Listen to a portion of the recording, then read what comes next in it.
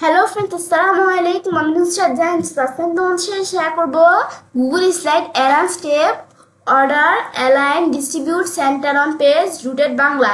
অর্থাৎ আজকে আমি তোমাদের সাথে শেয়ার করবো কি আমরা গুগল স্লাইডের অ্যালাইন স্টেপের উপর আমাদের order align distribute centre on page rooted ব্যবহার করতে পারি। তো কাজটা করার ক্ষেত্রে এটা মিনিমাইজ করি।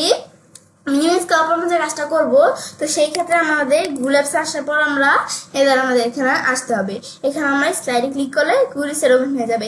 এর আগে আমাদের জিমেল অ্যাকাউন্টটা সাইন ইন করা থাকতে হবে। তারপর আমি রিসেন্ট প্রেজেন্টেশন টেমপ্লেট বা ব্ল্যাঙ্ক প্রেজেন্টেশন নিয়েও কাজটা করতে পারি। তাই আমি এখানে আমার একটা ব্ল্যাঙ্ক প্রেজেন্টেশন ওপেন করলাম। ব্যস্ত হওয়ার পরে তারপর আমি যে বিষয়টা করব, তো সেই ক্ষেত্রে তো প্রথমে আমাদের কি করতে হবে, আমাদের কিছু অবজেক্ট নিতে হবে। তো অবজেক্ট তোমাদের কোন ধরনের হতে পারে, কোনো টেক্সট বক্স, আমাদের ইমেজ বা কোনো শেপস। আমি ধর একটা শেপস নিয়ে দেখাবো তোমাদের, তোমরা যে কোনো অবজেক্ট নিলেই হবে। তো এখন হার্ট দ্বারা আমি এরকম একটা হার্ট নিলাম, ব্যাস এটা দ্বারা আমি এতটুকু করলাম, করে ধর এটা এই সাইডে রাখলাম। ব্যাস এখন ধর এটা আমাদের এখান থেকে আমরা এরকম রেড কালার দিলাম। ব্যাস তারপর আবার আমি ধর এখানে এলাম যে আমাদের না, আমি ধর আবার এখানে আমরা শেপসে আসার পর আমি এখান থেকে ধরো এখন ধরো আমরা এই শেপসটা ধরো নিলাম। ব্যাস নেওয়ার পর এখন এটার ধরো আমি একটা কালার দিই, এটার ধরে কিরকম দিলাম, এটা ধরে এরকম একটা কালার দিলাম। ব্যাস তারপর আমি ধরো এখানে আরেকটা শেপস নিবো, আমি ধরো এখন ক্যালাউট থেকে এই শেপসটা নিবো।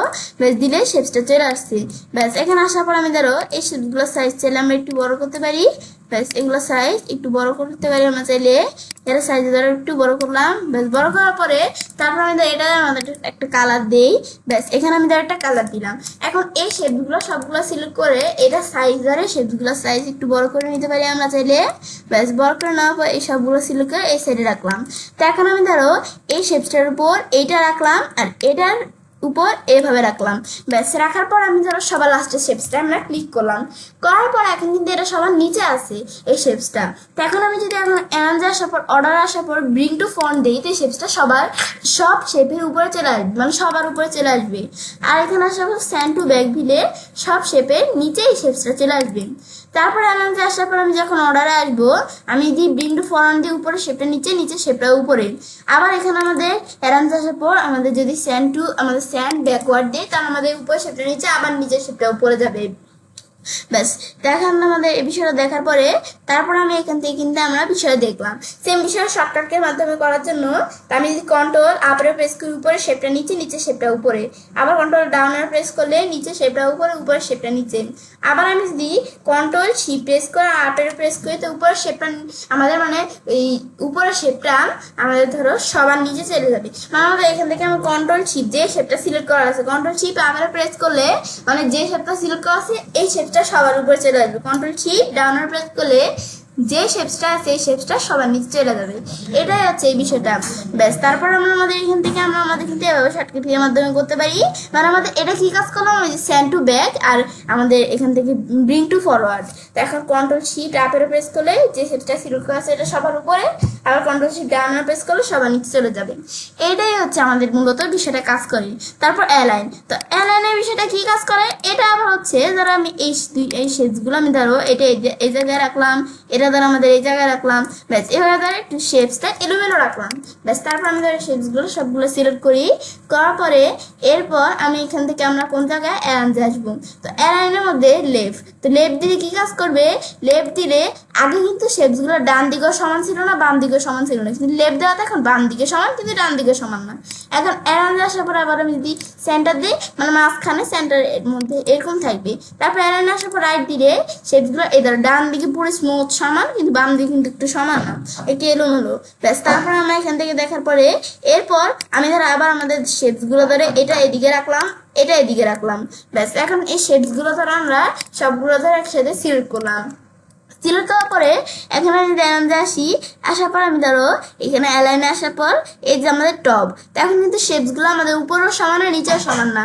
টপ দিলে শেপসগুলো উপরে সমান থাকবে। আবার আন্ডার করার পর আমি যদি অ্যালাইনে আসি, তারপর আমি যদি এখানে আমরা মিডিও দিলে মাঝখানে সমান থাকবে। তারপর আবার আন্ডার প্রেস করার পর আমি যদি অ্যালাইনে আসার পর আমি যদি এই অ্যালাইনে আসার পর আমি যদি বটম দিই, তাহলে আমার শেপসগুলো নিচে সমান থাকবে। এটাই হচ্ছে আমাদের শেপসগুলোর এই বিষয়গুলো কাজ করে।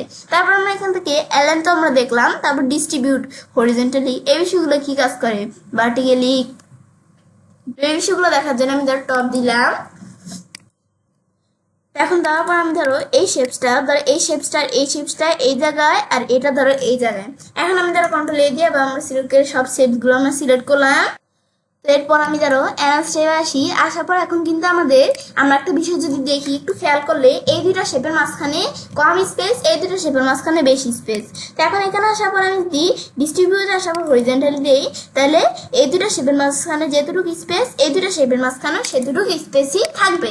তারপর আবার আমি ধরো এই দুটো শেপস আমি ধরো এই জায়গায় রাখলাম, এই দুইটা ধরো আমরা এখানে রাখলাম। ব্যাস এখন রাখার পরে আমি ধরো এটা একটু উপরে রাখি। ব্যাস এখন আমি যদি এখন আমাদের সব বিষয়গুলো সিলেক্ট করি, তো একটু খেয়াল করলে এই দুইটা শেপসের মাঝখানে কিন্তু কম স্পেস, কিন্তু এই দুইটা শেপের মাঝখানে একটু বেশি স্পেস। তারপর আমি যদি আমাদের এখানে লাইন আসার পর ডিস্ট্রিবিউট আসার পর ভার্টিক্যালি দেই, তো ডিস্ট্রিবিউট ভার্টিক্যালি দিলে এই দুটো শেপের মাঝখানে যেটুকু স্পেস এই দুটো শেপের মাঝখানে সেটুকু স্পেস, মানে কোনো কম বেশি থাকবে না। ব্যাস তারপর ডিস্ট্রিবিউটের পরে সেন্টার অন পেজ দিলে কি কাজ করবে, ধরো এই শেপসটা এই জায়গায় আছে, এই জায়গায় ধরো আছে শেপসটা, এখন এই শেপসটাকে আমি সেন্টারে নিয়ে আসবো। তো আমি যদি অ্যালাইন আসাবো সেন্টার অন পেজ আসার পর আমি যদি এদের আমরা কিভাবে সেন্টারে আসবো, আমি যদি হরিজেন্টালি দিই তো হরিজেন্টালি ভাবে এই পেজের আমাদের শেপসটা পেজের একবারে সেন্টারে আসছে। তারপর আবার আমি যদি অ্যালাইন আসার পর আবার ভার্টিক্যালি দিই তো ভার্টিক্যালি ভাবে এই শেপসটা আমাদের এদের একবারে পেজের সেন্টারে আসবে। তো এটা হচ্ছে হরিজন্টাল ভার্টিক্যালি সেন্টার অন পেজের বিষয়। তারপর রুটেড, তো এই শেপসটাকে আমি কিভাবে রুটেট করবো, তো এটা দ্বারা তো আমাদের বিষয়টা একটু ধরো বুঝতে সমস্যা হতে পারে। আমি ধরো এই শেপসটা দ্বারা বুঝাই তাহলে তোমাদের কাজটা সুবিধা হবে।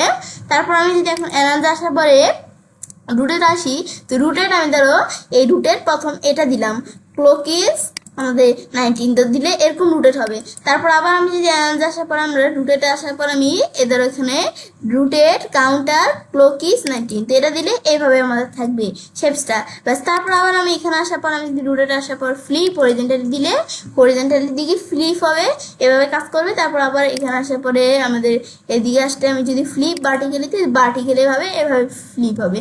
এটা হচ্ছে আমাদের এই শেপসের এই বিষয়গুলো আমরা মানে একটি শেপসটা রুটেট করতে পারি, এটা আমাদের মূল বিষয়টা। ব্যাস তারপর আমরা হচ্ছে আমাদের কিন্তু আমরা এই বিষয়গুলো কিন্তু আমি তোমাদের সব বিষয়গুলো দেখিয়ে দিলাম। তো এভাবে আমি ছেলে কাজটা করতে পারি। আমরা খুব সহজে গুগল স্টাইলের উপর আমাদের গুগল স্টাইল যে অ্যালাইন্স ট্যাবের উপর কি করতে পারি, order, align, distribute, centre on page, rooted ব্যবহার করতে পারি। ফ্রেন্ডস আমার আজকের এই ভিডিও তোমাদের ভালো লেগে থাকে আমার চ্যানেলটি সাবস্ক্রাইব, লাইক, কমেন্ট এবং সবার সাথে শেয়ার করবে।